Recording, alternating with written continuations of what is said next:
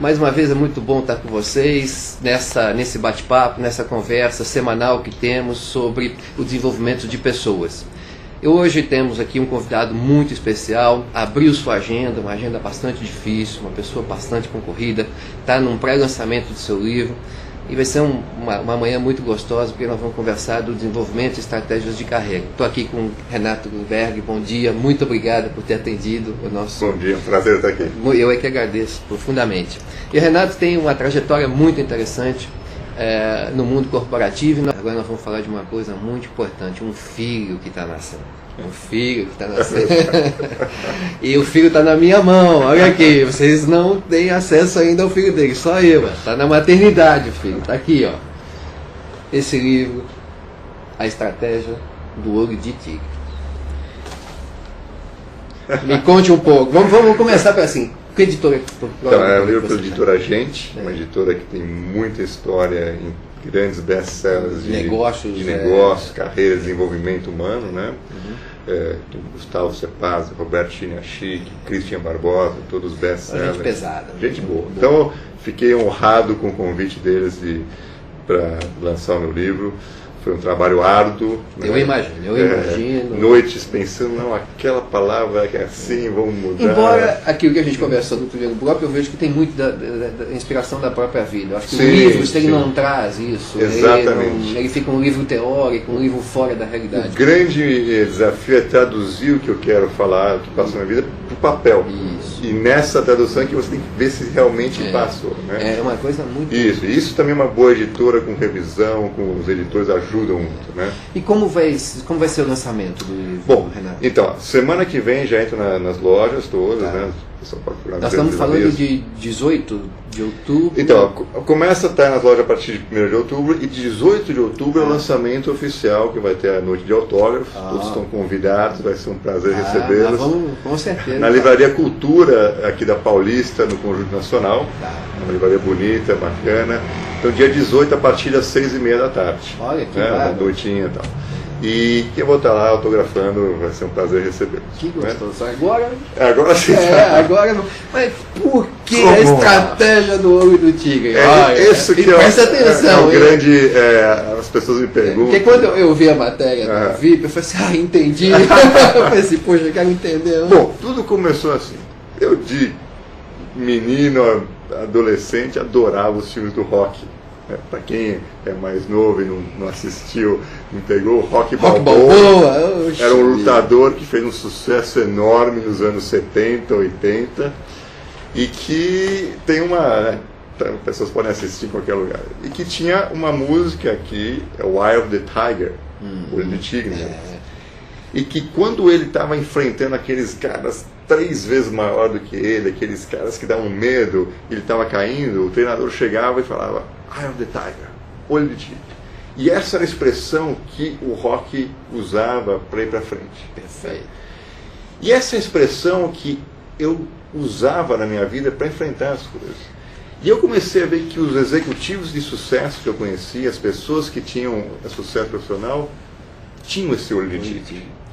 E aí a minha questão foi, mas o que é esse olho de tigre? O que forma esse olho de tigre?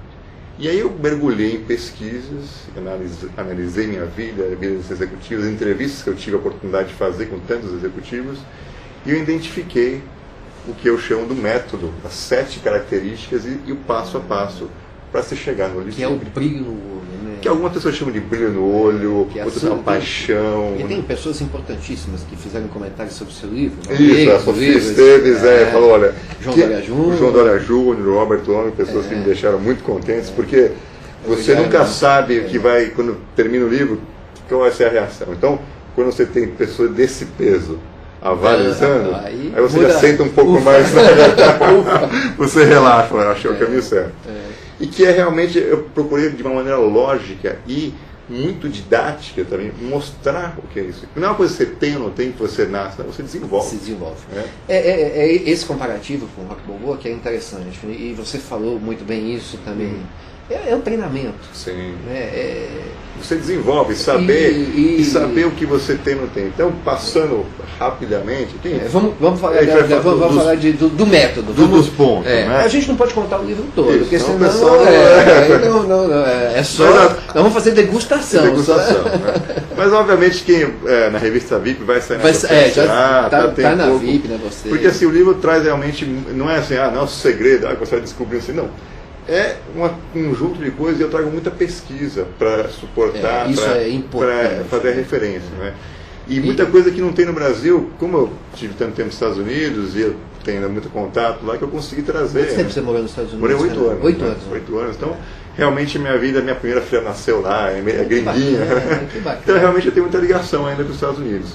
E eu pude pesquisar muitas coisas que não tem no Brasil. Né? E que davam suporte para as teorias que eu estava querendo mostrar no livro. Você fala de 7 competências, é isso? Sim, seriam 7 características, 7 passos. Tá. O número 1 é o autoconhecimento. Tá. Não é segredo nenhum. Tá. Mas eu mostro no livro alguns caminhos para a pessoa realmente entender isso. E que eu acho interessante, o Renato me corrija, porque a gente está aqui conversando, assim, é que você tem uma pegada, do Tigre, uma pegada um pouco diferente do autoajuda, né? Sim. É um pouco mais objetivo. Com certeza. Da minha natureza de executivo, né? De ter vivido isso. E outra coisa, por que eu acredito muito, eu quero que as pessoas leiam esse livro, porque eu era músico, né? Eu não era nada especial, não era o grande cara que fez as universidades e foi, não. Não teve sonho nisso. Não, né? foi realidade. Mudança, assim, os conflitos que todo mundo tem, eu tinha. Né? Então, se eu conseguir, é porque é possível para todas as pessoas. E essa relação do sonho, né? Quer dizer, talvez você tivesse um grande sonho, que é se transformar, se manter com a música, mas exatamente. A hora que você percebe, se depara com algo que é impossível, você fala assim, peraí, eu tenho que rever a vida. Né? Então, nesse ponto, primeiro passo é o autoconhecimento. E aí eu comparo também com o tigre. Aí tem uma coisa bacana, assim, que eu fui pesquisar também o mundo selvagem. Por exemplo, o tigre conhece muito bem as suas forças, suas fortalezas e suas fraquezas. Sabendo isso, ele ataca um búfalo, que é muito maior que ele, mas ele sabe que ele consegue derrubar aquele búfalo. Perfeito. Se ele não soubesse isso, ele não atacaria o búfalo. Um profissional que não sabe a sua competência e que não sabe a sua limitação, que não conhece a sua fraqueza, não vai para lugar nenhum. Não vai então esse é o ponto. E eu falo no livro como chegar nisso, quais caminhos para chegar. Esse primeiro ponto é as suas fortalezas e fortalezas. Sim. E aí já acho difícil. Hein? Que é a fundação. Né? E eu como músico... Uma autocrítica, uma autoanálise, porque não estamos falando de feedback. Eu como músico entendi claramente o que eu tinha. Eu tinha característica de disciplina, de ficar horas tocando, eu tinha a criatividade, então eu tinha onde eu não tinha as competências que eu precisava. E a partir disso eu fui desenhando a minha estratégia para chegar no objetivo. O segundo ponto é saber traçar os objetivos. E aí que você mencionou do sonho, eu falo, não confunda sonho com objetivo. Eu tinha o sonho de ser famoso como músico, mas como o meu objetivo claro de fazer isso não estava se transformando na realidade, eu abandonei esse sonho e criei um outro objetivo. Né? E aí eu vou contra um pouco os livros de autoajuda. Siga o seu sonho, o sonho é a coisa mais importante, jamais desista. Eu falo claramente, você tem um sonho, você transforma em objetivo. Depois que você insistiu, tentou estratégia, não deu, mata isso, vai para o próximo. Porque você tem que ter persistência e ter determinação. Mas você também tem que ter bom senso e falar, bom, isso aqui tem limite. E muitos profissionais, eles se perdem aí, você não acha, Renato? Porque eles insistem em algo que não vai acontecer. Né? Exato. E essa tua história é fantástica nisso. Assim, a gente precisa entender o fluxo da vida. Ele está dizendo o seguinte, não adianta continuar insistindo aqui, que eu não vou conseguir. Quer dizer, você vai mudando a estratégia. Você vai tentando... Chega uma hora que não dá. Né? Exatamente. Você então, cai na real e diz assim, bom, agora nós temos que construir um novo sonho. Né? É um outro sonho. E no livro eu passo por 8 pontos dentro do objetivo que a pessoa tem que pensar. Tá. Você ainda abre esses pontos. Exato, abre esses pontos. Em cada ponto eu trago as pesquisas, eu trago as informações contrárias a mim. Meu livro é democrático. Perfeito. Eu trago pesquisadores que falam que é besteira criar objetivos que só atrapalha, e com a teoria dele, e aí eu vou lá rebatendo. A teoria com a que eu vejo, você junta a sua com os pensamentos distintos. Porque isso que cria pluralidade para poder até me dar força para rebater. Né? Lógico. Terceiro ponto, dedicação e resiliência.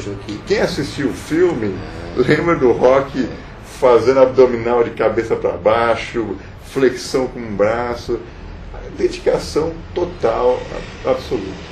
Mas aí tem uma sacada. Não é qualquer dedicação.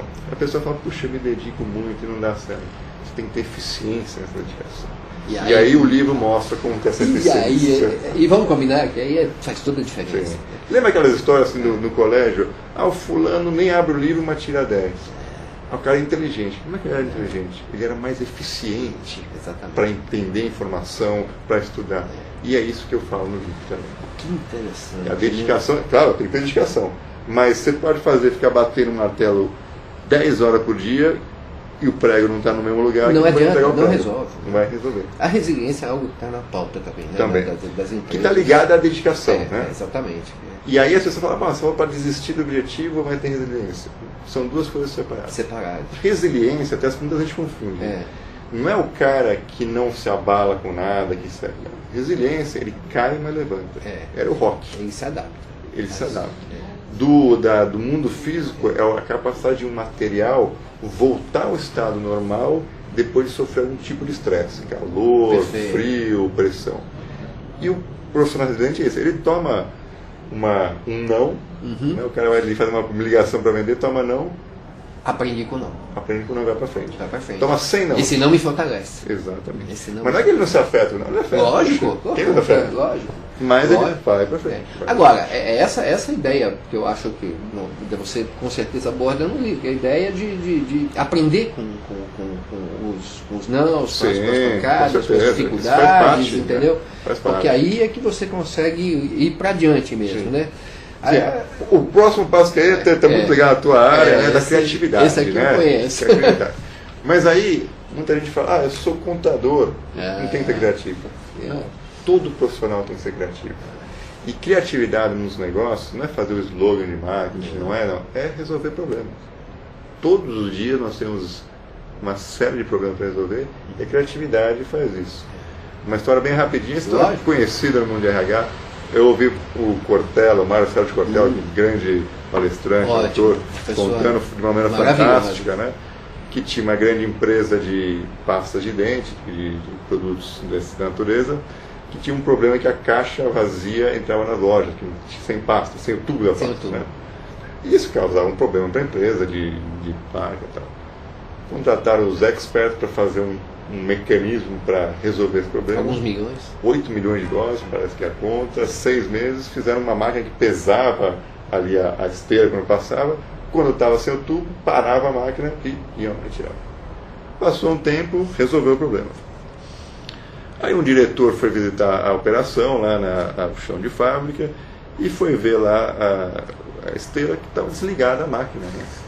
Falou, ué, o que está acontecendo? Chama todo mundo aqui, tem que ligar a máquina. Chamou o Zezinho lá, né? Falou, Zezinho, isso aqui está desligado, não pode. Não, ele falou, isso aqui está desligado faz tempo. Como? Não tem problema, as pastas, os tubos estão na pasta. Eu falei, não, mas é o seguinte, dava muito trabalho ligar e desligar essa máquina cada vez que parava.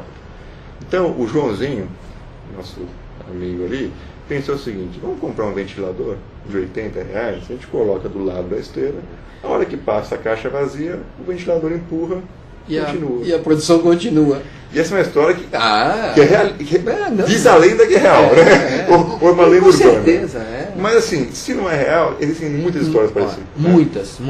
E é a criatividade de uma pessoa simples ali, que não era do marketing, mas que resolveu o problema, não era criativo. E que mostra muito, uma coisa que eu defendo bastante, né? Eu defendo demais, a capacidade de solução está dentro. Exatamente. Dentro das empresas. No momento em que você consegue reunir, quer dizer, essa ideia da comunidade, de colaborar, de trazer a colaboração para as pessoas, entender o que é isso, elas têm as melhores soluções no mundo, melhores do que qualquer benchmark. Sim, e às vezes a solução está na sua face, simples. E está com as pessoas mais simples. E você fala, já deveriam ter pensado nisso. Não. Eu cito no livro a história da úlcera. Os médicos descobriram que existe uma bactéria que pode causar úlcera. Por 50 anos ninguém falava que algo podia viver no estômago. Então, falou, não pode ter bactéria. Esses médicos australianos falaram, não, peraí, e se puder viver? A partir daí descobriram que uma grande quantidade de úlceras é causada por essa bactéria.